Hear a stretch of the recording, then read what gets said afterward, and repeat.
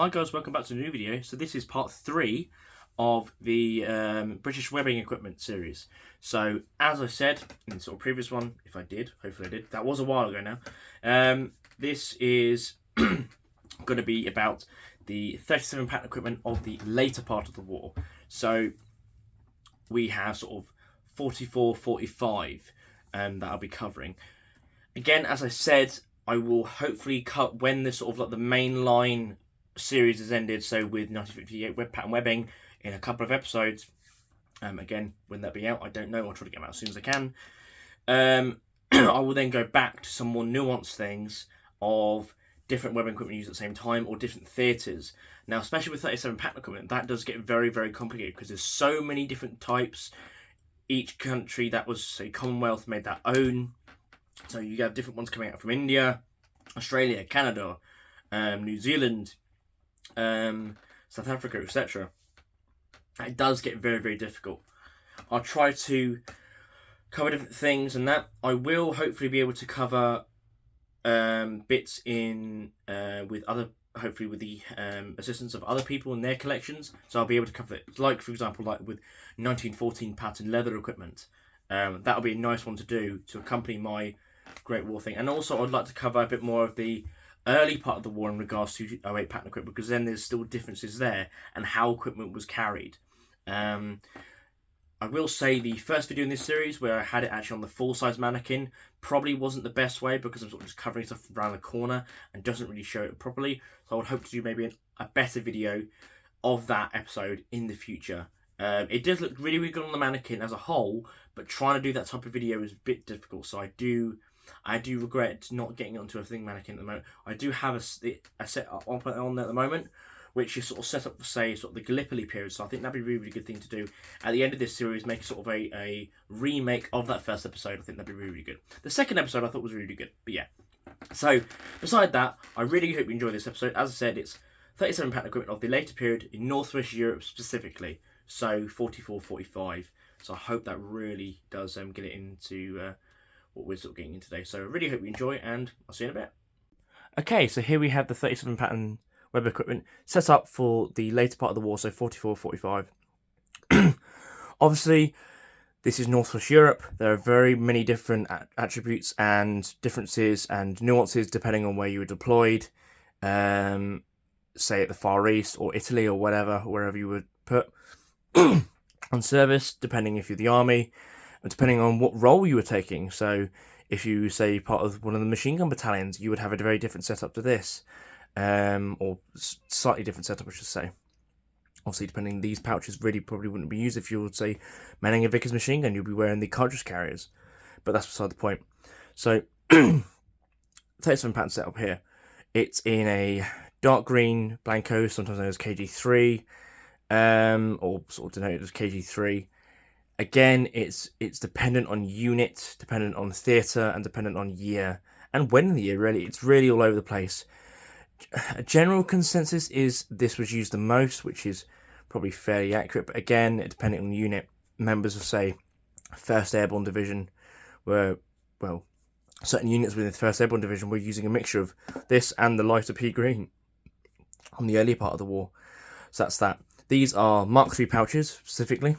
So they're slightly taller to accommodate, say, STEM magazines. Again, sort of order of battle and sort of containment within the infantry section would be, you carry, if you're, say, just a rifleman within the section, you'd be carrying 2 Brown gun magazines with 28 rounds in each magazine. You'd be carrying normally 2 bandoliers of 50 rounds each of 303 ammunition. One is to resupply the Bren gun or top up magazines, etc. For the Bren, and one is for personal use, and that is normally how it goes.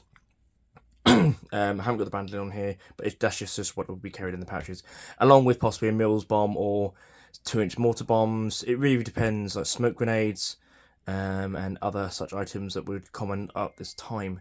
So here we go, and the setup, the difference in sort of the webbing here, it's not the reduction weave stuff. This is the much more economy version of webbing, straps and cross straps and Y straps and L straps, all sorts of different types of straps. at this point. Very much accustomed to the later period.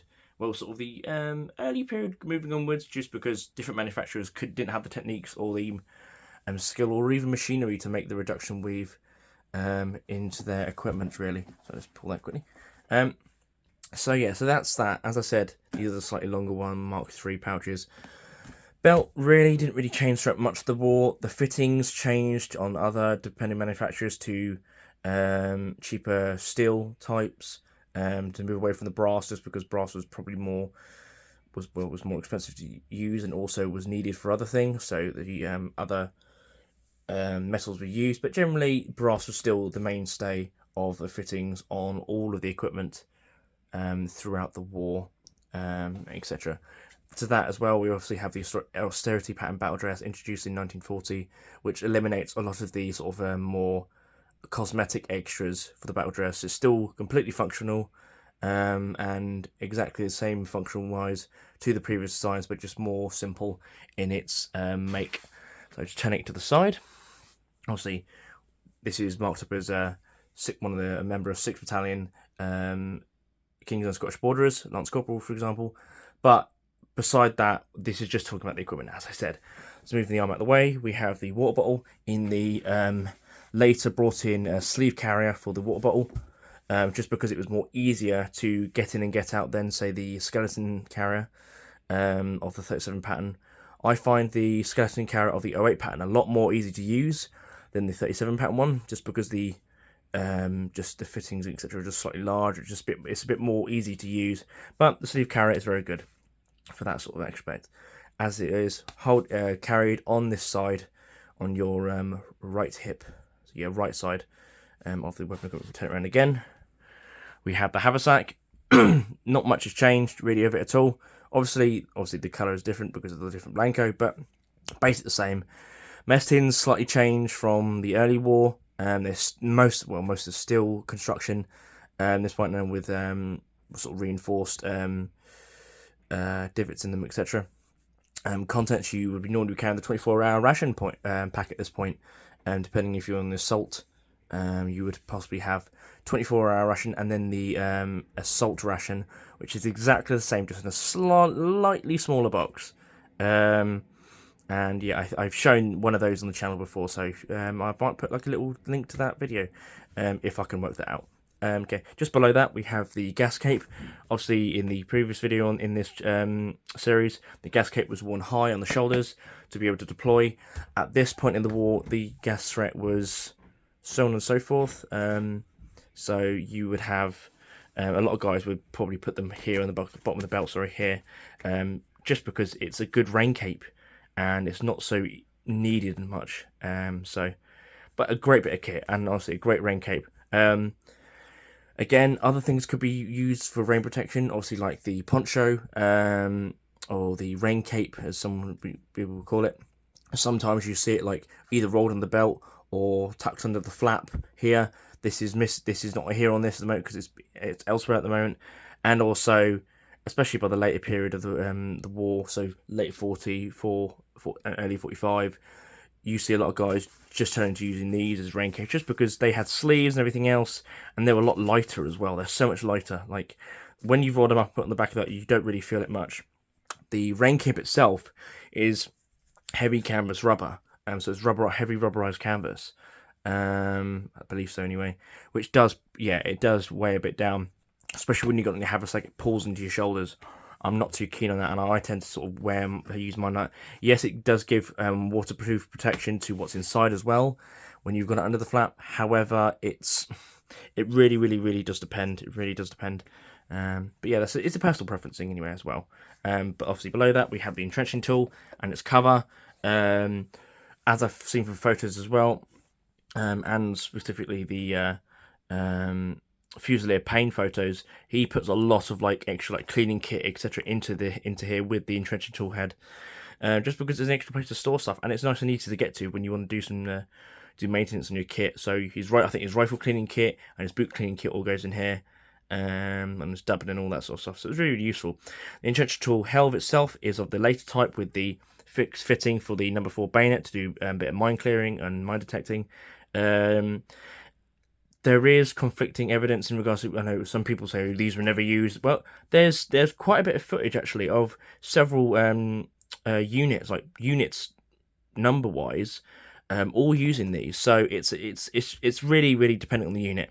Not, I can't say for a fact that, like say, Kings of Scottish Border, but it's just here to show that this was one of the types used in the later part of the war to differentiate from, say, the early part. Even though the entrenching tool and carrier and the helve and everything, this type of entrenching tool, which was obviously from the 1908 pattern, obviously has been now adapted to 37, wasn't brought back until 1942.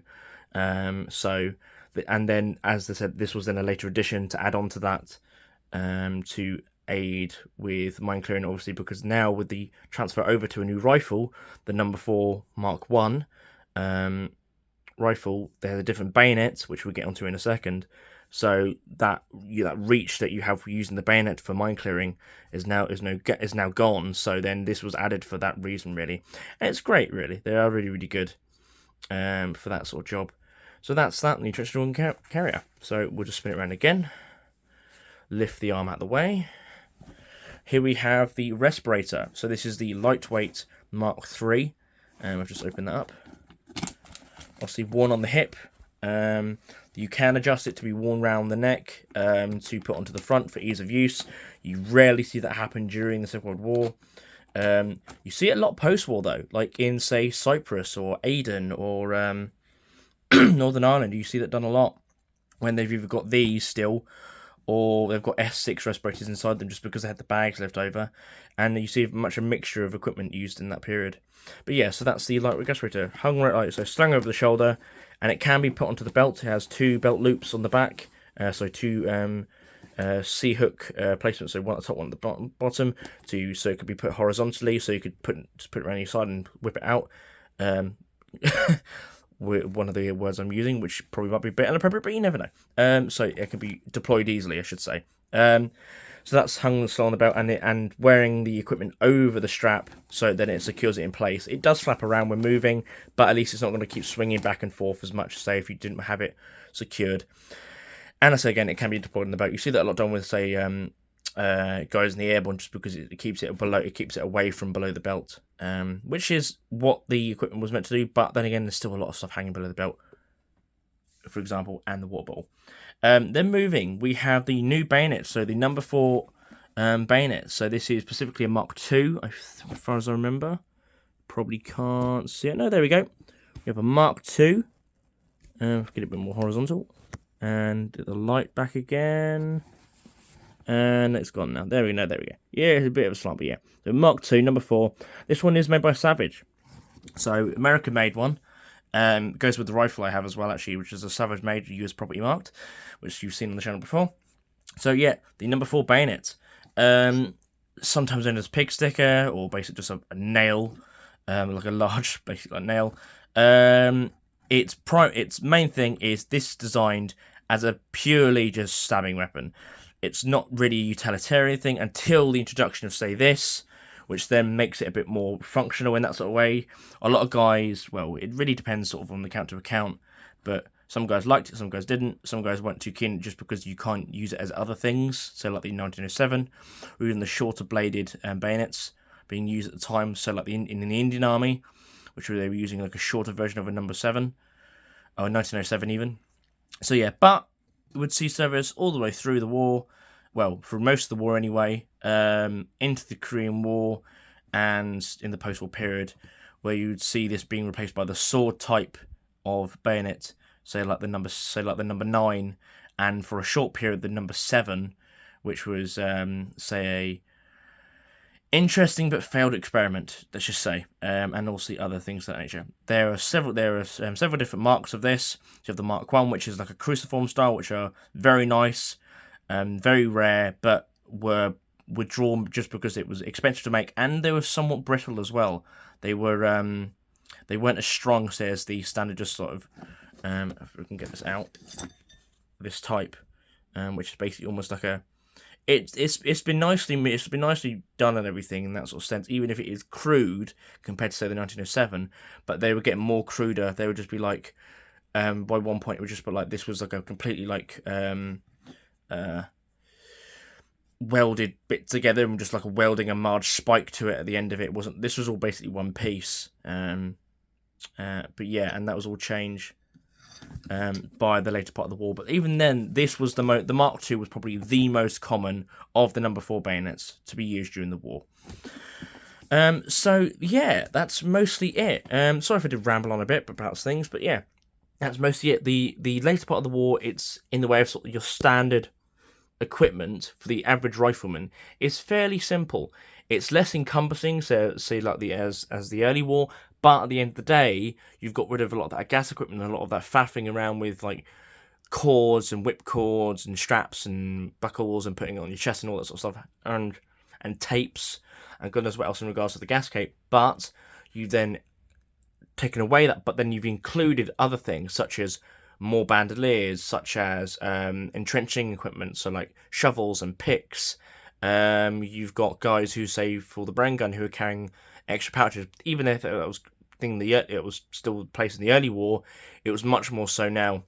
Lance corporals, for example, like this fella here, probably would normally be carrying binoculars, a binocular case, and probably a machete as well, depending on his role. Wasn't always the case, but that was the general what was supposed to be carried by an NCO anyway in a section role in way of like a lance corporal.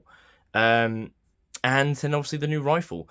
But in all, in the standard basic equipment to be carried by the average rifleman, this is basically it. It's a lot more minimalistic, say, than, as I said, the early war part.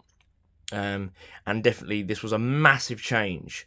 Like, you have a change in uniform as a sort of general standard. There's still plenty of other early patterns in use at this point, but you have a austerity pattern. You have a different setup for weapon equipment. You have a new rifle. You have different ways of carrying equipment. You have the entrenching tool, which isn't the sort of the more small entrenching tool, which has been introduced in 1942. Bringing that back, it's a massive change. Compare this to the early war. A new respirator. That's probably one of the main things. The gas equipment has changed massively from that of the early war.